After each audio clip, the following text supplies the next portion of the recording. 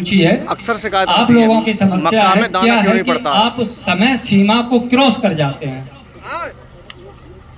जिस समय पर आपको जो बीज लगाना है उस समय को ना ले जाकर क्या करते हैं कि आज एक किसान की मक्का लगी है तो आपके दिमाग में रहता है कि अरे कल ही तो मक्का लगाई है हमारे पड़ोसी ने, 3 दिन लेट है, यही रहता है ना दिमाग में। उसने अपनी मक्का लगा दी, दिन कितना हो गया लेट, 3 दिन। दूसरी बात, जब तीसरे दिन वो लगा रहा है तब सोचते हैं कि हमारे पड़ोसी ने अभी मक्का लगाई है परसों, तो हम क्या 4 दिन तो ही लेट हैं, हम भी लगा दें। फिर उन्होंने लगा दिया तो 4 और 3 7 दिन आपका वो लेट हो गया। अब 7वें दिन एक फार्मर तीसरा फिर लगा रहा है तो फिर चौथा फार्मर कह रहा है कि नहीं भैया की तो परसों फिर लगी है, अरे कल लगाई है, हम ले जाके मक्का दुकान से, अभी लगा दो खेत में, घर के लेट ना है। तो उन्होंने 3 दिन और खींच लिए। तो धीरे धीरे पिछले वर्ष का ये रिकॉर्ड है कि पूरे महीने भर मक्काएं ऐसी लगती रहीं, उधर हार्वेस्ट हुआ, ऐसे ही मूंगफली भी गड़ती रही और हार्वेस्ट खुदाई भी होने लगी और मक्का भी इधर पकने लगी थी, इधर गड़ भी रही थी।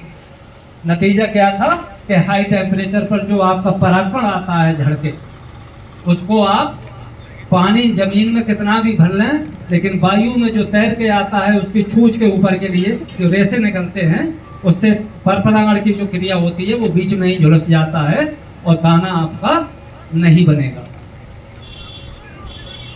इसीलिए क्योंकि किसी भी कंपनी का नाम लेना ये ठीक नहीं रहता है, आपको ज़्यादा से ज़्यादा टेम्परेचर झेलने वाली मक्का का बीज ही आपको लगाना चाहिए। आप जिस दुकानदार से बीज लेते हैं उनसे कहिए कि ये मक्का कितने टेम्परेचर तक दाना बना देगी और किस समय तक है कि कितने टेम्परेचर के लिए कौन सी मक्का सहनशीलता में रहती है। प्रायः अपने क्षेत्र में ये अब तक देखा गया है, मॉन्सेंटो, पायनियर और क्रिस्टल, इन 3 कंपनियों के बीज जो है वो हाई टेम्परेचर अन्य कंपनियों की मक्का को देखते हुए भी ज़्यादा सहन कर जाते हैं। या आप में से कोई फार्मर हो जो कहें कि हमने लेट लगाया था लेकिन पायनियर लगाया था या मॉन्सेंटो लगाया या क्रिस्टल लगाया था उसमें दाना नहीं बना, है कोई ऐसे फार्मर? सर जी, एक फार्मर को हमें ये भी बताना है कि जो टेम्परेचर है अगर हमारी मक्का लग गई है तो उसको कैसे बचाना है, ये भी तो सावधानी बतानी है सर। हाँ बिल्कुल जी सर, बताएं देखिए, सर। बहुत अच्छे सवाल आ रहे हैं। मैं चाहता हूं कि आप लोगों के बीच से ऐसे सवाल आए, क्योंकि जब गर्म हवाएं चलती हैं तो मक्का का जो साइड होता है उसमें रो आप जो है पहले तो कैसी लगाते हैं, पूर्व पश्चिम। ये रो आपको पूर्व पश्चिम की जगह उत्तर दक्षिण लगानी पड़ेगी, हमेशा याद रखिए। कोई भी रो हो उत्तर दक्षिण आप बुवाई करें, चाहे वो गेहूं हो चाहे सरसों हो। मैं आपको एक एग्जाम्पल के तौर बताता हूं कि आप जितने भी सरसों के खेत आप देखेंगे अभी जो कटे नहीं हैं वो टोटल किधर के लिए झुके हुए हैं? आप लोगों में से बताइए कि किन लोगों ने देखे हैं खेत? सारे खेत झुके हुए होंगे किधर को? दक्षिण की तरफ। सब झुकते हैं लाटा दक्षिण की तरफ। क्या कारण है इसका, बता पाएंगे कोई सज्जन? आप किसी का भी खेत देख लीजिए सरसों का, बस आंधी या तेज हवा से ना गिरा हो ना, बाकी सब दक्षिण को ही झुकते हैं।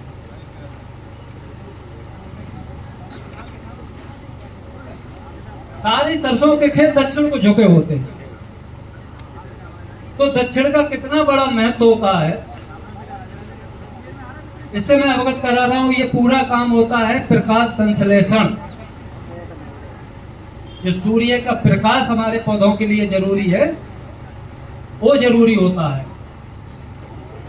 अगर सुबह सूर्य जब इधर से निकलेगा, मैं यहाँ खड़ा हूँ और मेरे पीछे कोई खड़ा होगा, उस पर धूप नहीं पड़ेगी ना, और जब धूप नहीं पड़ेगी तो उसको भोजन बनाने में दिक्कत होगी, और जब ऐसे होगा तो सबको बराबर धूप मिलती है, परछाई कम पड़ती है।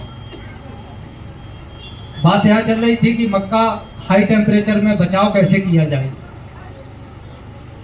तो आपकी मक्का की हाइट जो रहेगी उससे अधिक हाइट के लिए आप बीच में जिसको मेड़ा बोलते हैं ना, 1 मीटर का आप कोई भी ऐसी क्रॉप लगा दीजिए, चाहे आप ज्वार लगा दीजिए, चाहे बाजरा लगा दीजिए, जिससे कि गर्म हवा एक साथ आपके पूरे खेत में ना जाए।